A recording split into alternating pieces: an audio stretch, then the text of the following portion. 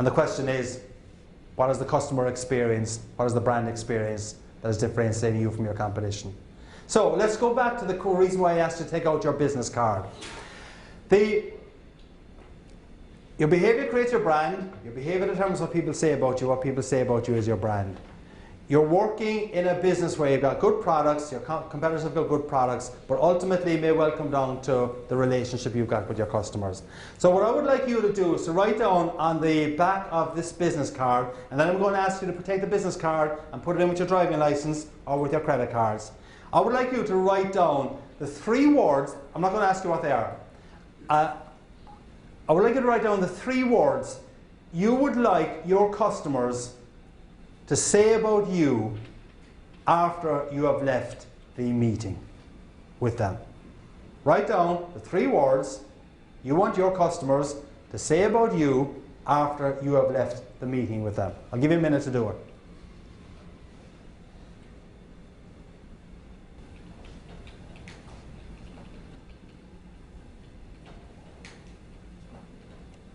Now, I'll take some questions in a couple of moments' time. So if you have any questions you want to ask about the gift of gab, I'll be happy to take those in a couple of seconds. You might want to think about a few, or you may have some questions you want to ask.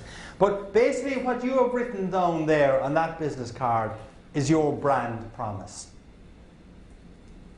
Now, a brand promise does not mean that that is what the customer sees as your brand. But if you can actually live those 3 words, you have a much better chance than of the customer actually seeing that this is your brand, and they will say those things about you. Now, another little part, so the reason why I'm asking you to put the business card back in with your driving license or with your credit cards is that when you go to the gas station tomorrow or go to the airport, you got to take out your driving license for ID, you will see those 3 words. You will say, hey, would Bill, Nancy, Jerry, Francis use any of those 3 words to describe me after they met me at the HMMC conference? Or when you go to your clients next week, will they say those 3 words about me? Now, the power of this, if you really believe that those 3 words are important, right? The next time you are making a major sales pitch, take out that business card and ask yourself, all right,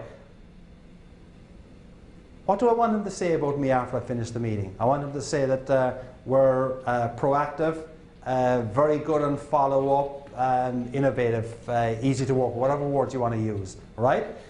Now, if you have that clear vision as to what you want them to say after you've left the meeting, and if you believe that if they say that, you've been successful, I think what you can now do is you can actually figure out, how do I craft my presentation to get them to say those words?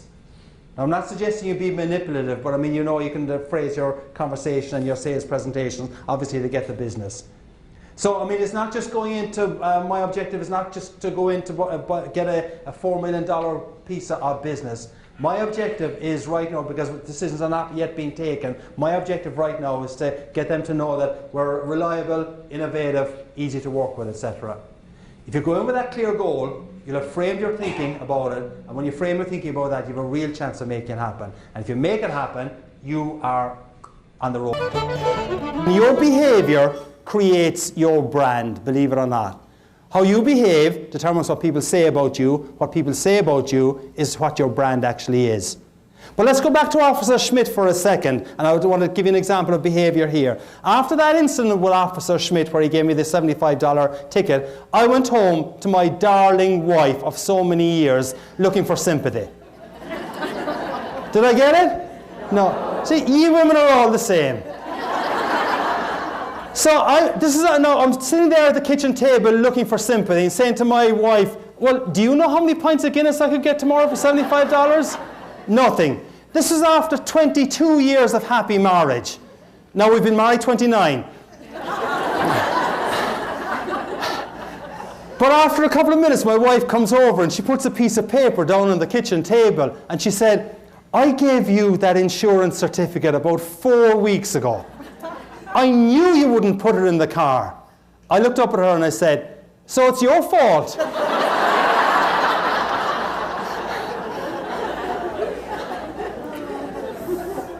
When I regained consciousness, the frying pan, as we call it back in Ireland, was in one hand, divorce papers in the other. But she didn't actually go through with the divorce proceedings though. But to this day though, and you men in the audience I know will be able to help me on this, I cannot convince my wife that it was her behaviour that was at fault. So if the men in the audience ever meet my darling wife, just kind of try and win my side of the argument for me. But that's obviously a goofball example about behaviour though. But your behaviour, as part of the gift of gab, goals, attitudes, behaviour, creates your brand. There's one simple little thing that I suggest to people that will help you to create an even better brand experience and brand behaviour for the people that you work with. Each of you, I think, has got a program in front of you. Before you leave today, I'd like you to write down 3 words on that program. And maybe on a piece of paper, roughly the size of a credit card, write the 3 words down. And the 3 words I'd like you to write down that will make a difference to the gift of gab that you bring to other people is, if you were to write down the 3 words that you would like people to say about you after they have dealt with you. Because they're the 3 words that effectively describe your brand. And if you were to write down those 3 words and say, those are the 3 words that I would like people to say about me after they've dealt with me, in whatever area, in that neighbourhood or in my workplace. If you were to tear out that little piece of paper and put it into your credit card wallet or into your purse, so that when you go to the supermarket tomorrow or you go to the gas station and you open your credit card and you see those 3 words, you can ask yourself, hey, have I been faithful to those 3 words today? Will the last person I was speaking to on the phone or the person that's just left my office, will they describe me in those 3 words? It's a simple little practice that can make a big difference to you. Goals, attitudes, behaviour. And if you adopt and adapt goals, attitudes, behaviour, it definitely will help to give you a true top of the morning experience. I want to talk to you about the brand experience that you or your organisation creates. I know a lot of you have said you've been to Ireland. How many people here are Guinness drinkers? Okay, quite a few of you. Brothers and sisters in arms. Okay, I love it. All right. I want to use Guinness as an example to help you think about the brand experience and the customer experience that you are creating. You create a good customer experience, you're going to get repeat business. Right. Those of you who are Guinness drinkers will probably know that the pouring of a pint of Guinness is actually an art. Right? Guinness will tell you that the pouring of a pint of Guinness takes 119.5 seconds. And when you're thirsty, 119.5 seconds is a really long time, but it's worth the wait though, right? But just one simple little point on that. It's a little simple marketing technique. You might be able to adapt it to something that you do with your business. Guinness could say that the pouring of a pint of Guinness takes 2 minutes. And it probably will just go over your head. But when Guinness says the pouring of the pint of Guinness takes 119.5 seconds, you're paying attention. Yeah, you're probably going to remember it.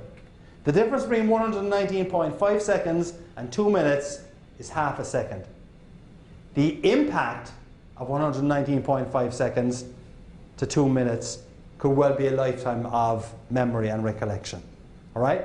So simple little things can make a difference to how your customers remember you or recall.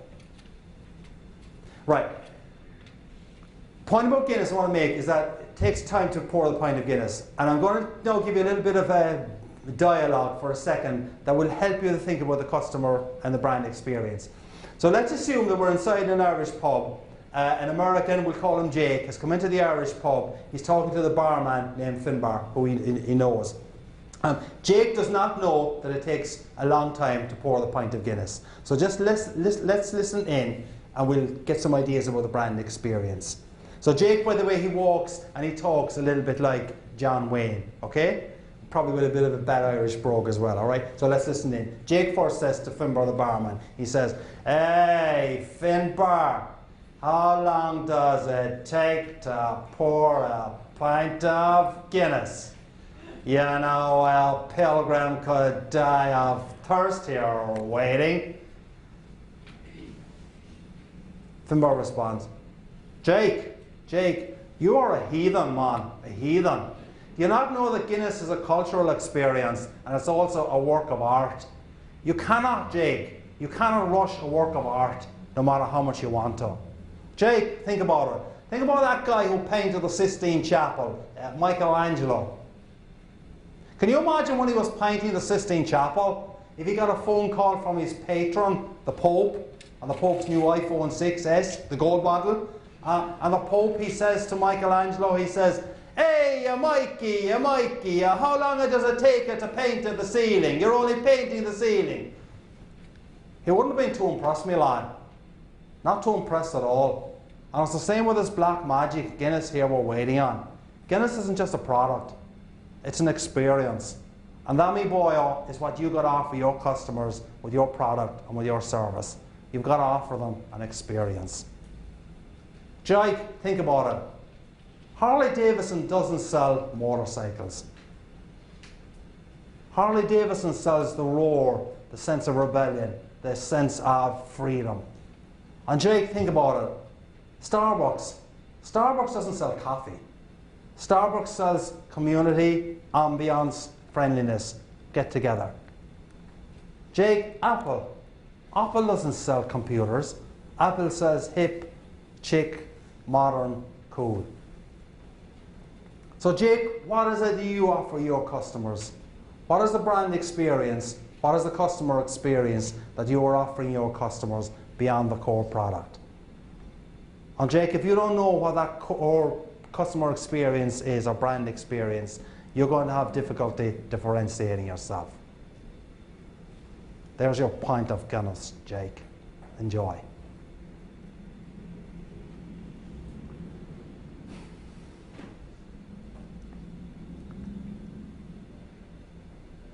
Now, I do believe that if that Irish barman Finbar was here today, the question he would be asking you is, what is the brand experience? What is the customer experience that you are offering your customers, your clients, that is differentiating you from your competition?